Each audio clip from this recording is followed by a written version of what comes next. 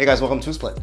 Today we are talking more about the CMF brand. Now we know they're gunning for great design, great functionality at a good price. 3 combos I love to hear about in any product. And we already looked at the CMF Nothing Watch Pro, which we thought was great. Let us know what you think. If you haven't seen the video, you can check it out over there. However, today we are talking about the CMF Buds Pro, another CMF product in the lineup. And these are their earbuds, which cost basically under 50 bucks, $49. Here are my thoughts.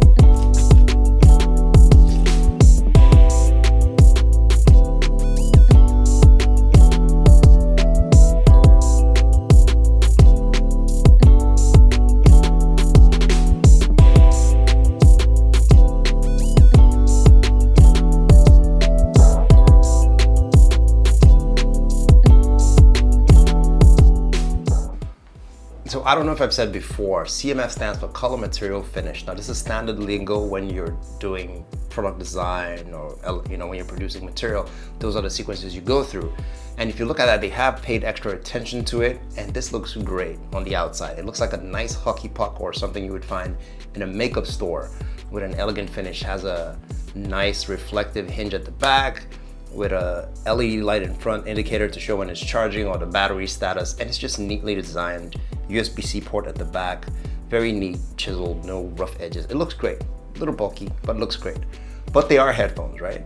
And at the core of it, regardless of all the whistles and bells, the first thing on your mind about headphones is, how do they sound?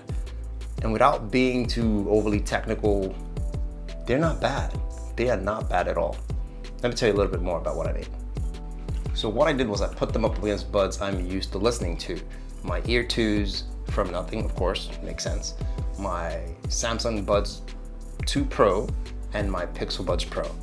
Now, against its own kind, which would be the Ear 2, the Nothing Ear 2, it was right there. It was a very close second, as far as I'm concerned. It maybe slightly slacked in separating the highs, but it was a very close second.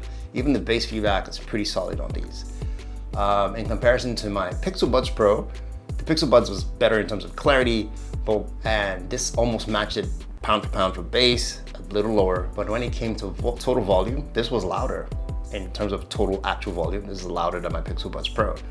The Samsungs, however, my Samsung Buds 2 Pro had better fuller sound in all departments in comparison to this.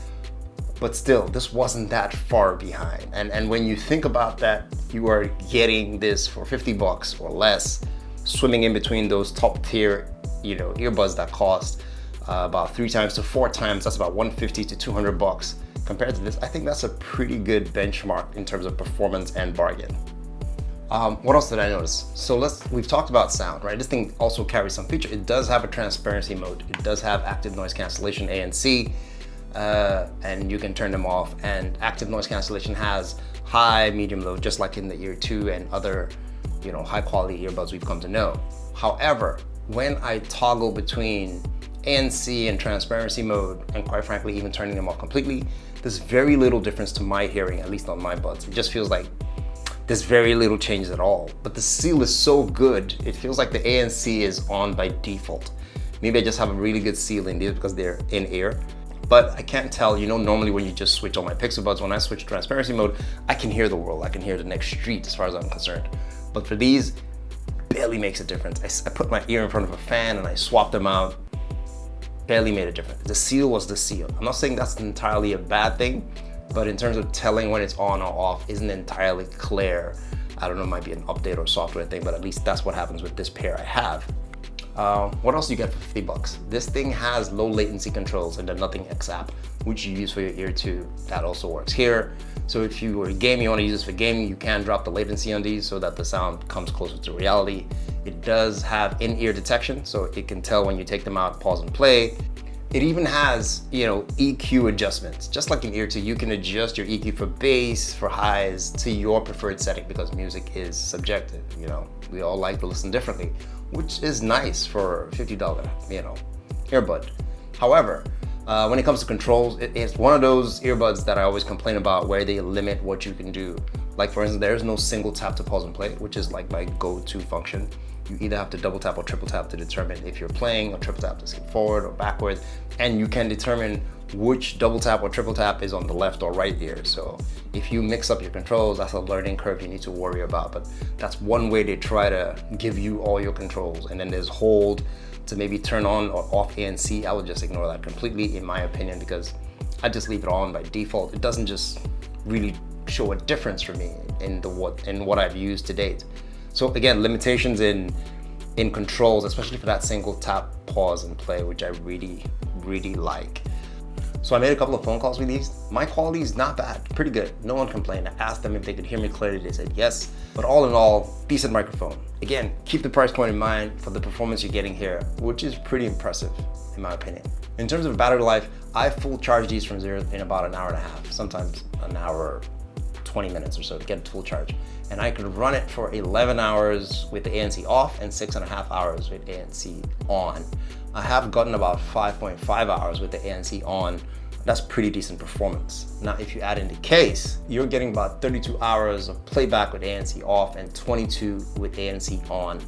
And if you're in a hurry and these are dead, you can just quick charge these for 10 minutes and get 3 hours of playback at least. So again, that's pretty impressive for the price range this is coming in at.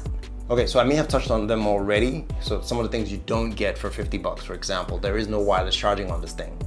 You cheap bastard, you're paying 50 bucks. Okay, there's no wireless charging. There is something that's really important to me. Wireless charging isn't, but multi-point connection is. Now in my earbuds, I really like multi-point connection because I'm connected to my laptop and my phone at the same time most of the time. And I don't wanna go through the hassle of unpairing to pair or just selecting it. That just works for me, but that's not here. Price, you gotta live without that as well. There is no in-ear fitness test like you would have in the Ear 2 or the Buds Pro, where you can check the app and determine that this is the best ear tip for me. In the packaging that comes, where's that packaging anyway? In their classic packaging, which they have here. But they do have 3 different ear tip sizes that come in this classic design pack that they have for the CMF series. So, I mean, you don't have to be lazy to let a machine tell you what fits best with feedback. That is nice to have, but you can just really try them out yourself to get that perfect seal.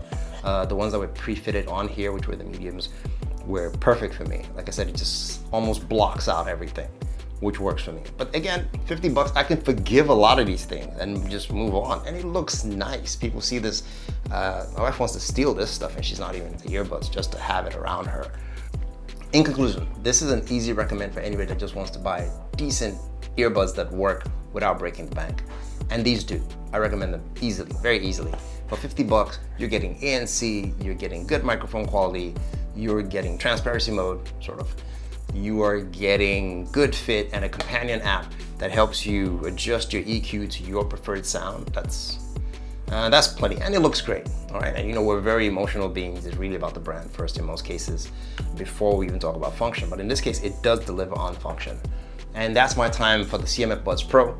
Let me know what you guys think in the comments below. I will see you in the next one. Take care.